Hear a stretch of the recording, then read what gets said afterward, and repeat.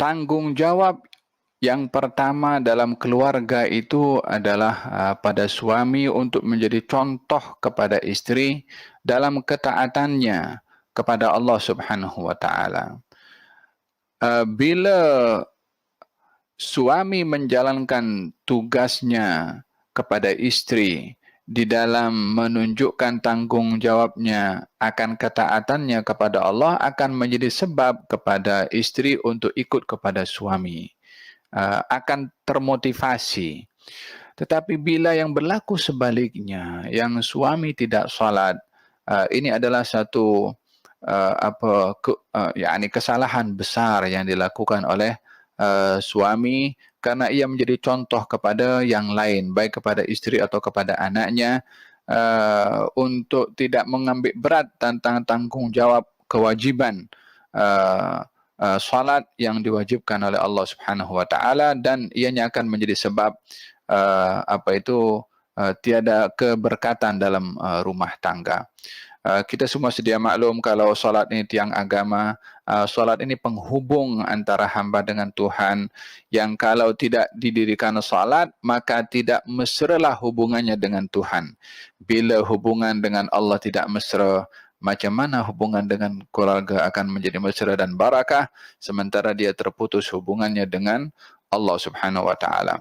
Maka dalam hal ini tanggung jawab kepada suami bila istri yang tidak solat untuk menegurnya, untuk membimbingnya, untuk memberitahu, memberitahukan tanggung jawabnya atas dasar iman yang diberikan oleh Allah kepadanya sebagai seorang muslim dan muslimah, untuk menjalankan kewajiban rukun Islam yaitu salat. Bila suami yang meninggalkan salat, maka si istri pun juga mengingatkan kepada suaminya tanggung jawabnya dia sebagai ketua keluarga, tanggung jawab kepada Allah, mengingatkan melalui orang-orang terdekat untuk menegur kepadanya.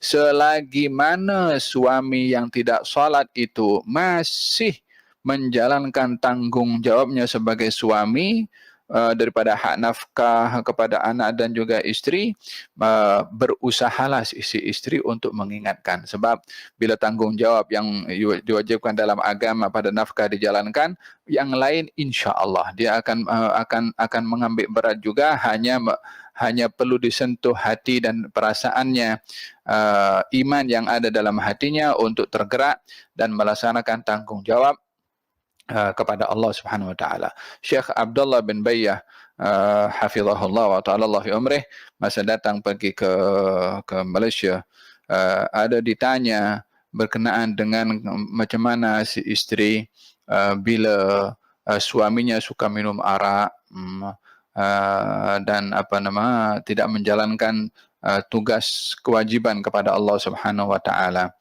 Lalu adakah saya boleh minta cerai? Yakni si istri meminta, bertanya boleh ke minta cerai daripada suami yang begitu.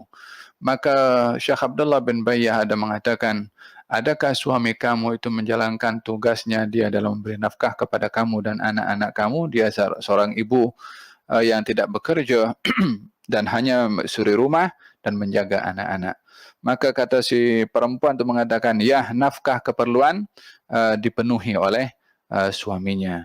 Maka katanya, teruslah kamu menegur dan mengingatkan kepada suami kamu, dan berdoalah kamu kepada Allah supaya beri hidayah kepadanya, namun kekallah kamu bersama dengan ia, disebabkan oleh kerana masih ada bahagian yang dia penuhi dalam tanggung jawab nafkahnya, dan ada peluang si suami itu untuk berubah kembali kepada pangkalan yang benar.